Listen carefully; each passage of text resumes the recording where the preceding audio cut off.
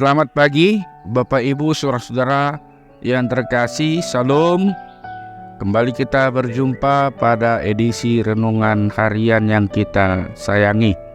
Dan firman Tuhan adalah kekuatan bagi kita untuk menjalani hari kita pada saat ini.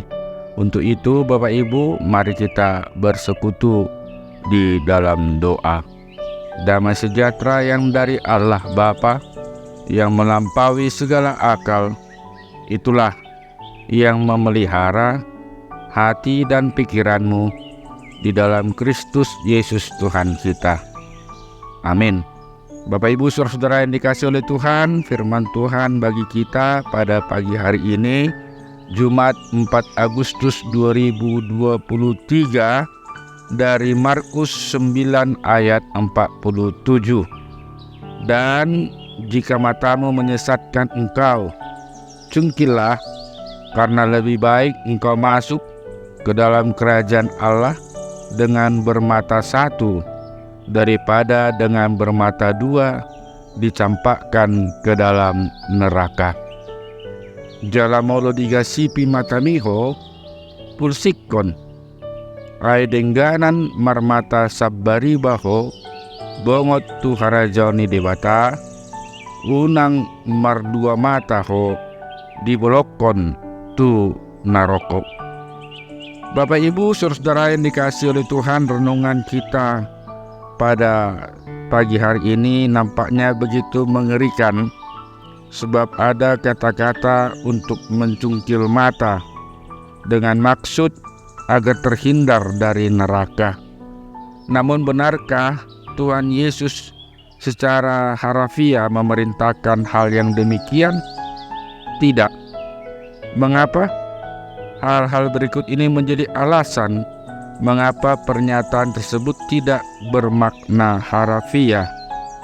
Kalaupun saudaraku kalimat-kalimat ada yaitu mencungkil mata, sebenarnya merupakan gaya bahasa yang bersifat teguran yang keras. Dalam bahasa Indonesia kita mengenal majas atau gaya bahasa. Ada bermacam-macam majas yang merupakan gaya dan cara penyampaian untuk mengutarakan maksud atau perintah tertentu. Dalam kehidupan sehari-hari saudaraku, kita sering memakai majas atau mendengar orang lain memakai majas untuk menyampaikan maksudnya. Misalnya, lebih baik kau jahit saja mulutmu itu daripada menyinggung banyak orang. Maksud kalimat itu bukanlah benar-benar supaya kita menjahit mulut kita, tetapi agar berhati-hati dalam berbicara supaya tidak menyinggung orang lain. Atau lebih baik miskin daripada kaya tapi masuk penjara. Maksud kalimat tersebut bukanlah benar-benar ingin menjadi miskin, tetapi memiliki arti bahwa hidup kita itu harus jujur dan benar, sehingga kita tidak masuk penjara. Karena kekayaan bukanlah merupakan fokus utama hidup bagi orang yang berintegritas. Justru kejujuranlah yang terutama. Jadi maksud Tuhan Yesus dengan kalimat mencungkil mata agar kita berhati-hati dalam menggunakan mata, karena ada konsekuensi yang sangat mengerikan, yaitu neraka. Bila mata dipakai untuk berbuat dosa, ancaman hukuman neraka itu saudaraku begitu mengerikan, sehingga kita harus mengendalikan anggota-anggota tubuh kita. Saudaraku, dalam pengajarannya Tuhan Yesus sangat menekankan adanya perubahan dalam hati agar kita memiliki hati yang kudus dan benar, sebab segala tindakan itu muncul dari hati. Bila hati kita baik, maka kita akan melakukan yang baik. Sebaliknya, bila hati kita jahat, maka kejahatanlah yang akan dilakukan. Jadi sebenarnya menyungkil mata tidak akan dapat mengubah tabiat berdosa seseorang apabila hatinya belum berubah. Maka itu, kita dapat mengerti bahwa Tuhan Yesus tidak memerintahkan untuk mencungkil mata. Namun, Yesus bermakna perkataannya agar kita sungguh-sungguh menjaga tingkah laku kita agar terhindar dari neraka. Saudaraku, di dalam Roma 8 ayat 13 tertulis, sebab jika kamu hidup menurut daging, kamu akan mati. Tetapi jika oleh roh kamu mematikan perbuatan-perbuatan tubuhmu, kamu akan hidup. Nats kita ini menekankan keharusan untuk hidup menuruti kehendak Roh Kudus dan mematikan perbuatan-perbuatan tubuh.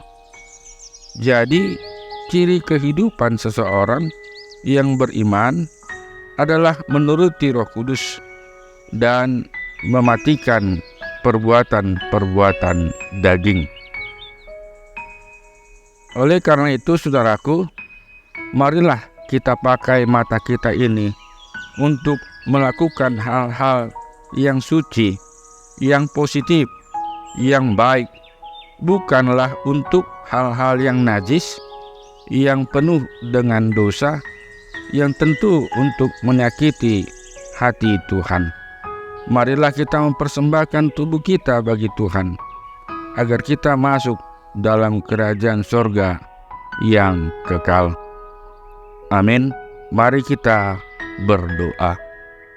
Kami sungguh bersyukur dan memuji Engkau, ya Allah Bapa kami yang di sorga, di mana Engkau menciptakan kami begitu sempurna, dan segala sesuatu yang Kau berikan kepada kami agar kami dapat mengendalikan anggota-anggota tubuh kami dengan baik. Benar Tuhan bahwa kami adalah makhluk berdosa, dan Engkau mengingatkan kami melalui firman-Mu pada saat ini agar kiranya kami dapat dikuatkan di dalam menjalani aktivitas kami sehari-hari dengan mempergunakan anggota-anggota tubuh kami akan perbuatan-perbuatan yang baik, yang berguna bagi diri kami, dan tidaklah ya Tuhan menghasilkan buah-buah dosa. Kiranya Roh Kudus-Mu yang senantiasa memperingatkan kami, yang senantiasa memberikan kekuatan kepada kami, agar kami dapat melakukannya sesuai dengan kehendak Tuhan. Dan kami mohon ya Tuhan, dalam satu hari ini, dalam segala aktivitas kami, dalam segala perbuatan semua jemaat-Mu ya Tuhan, kiranya Engkau berkati, jauhkan kami dari segala mara bahaya, dan tetap Engkau memberikan kesehatan kepada kami, agar segala sesuatu yang kami lakukan adalah merupakan puji-pujian dan juga kemuliaan bagi nama Tuhan. Dengarkanlah doa kami yang kami alaskan melalui nama anak-Mu, Yesus Kristus Tuhan kami. Amin.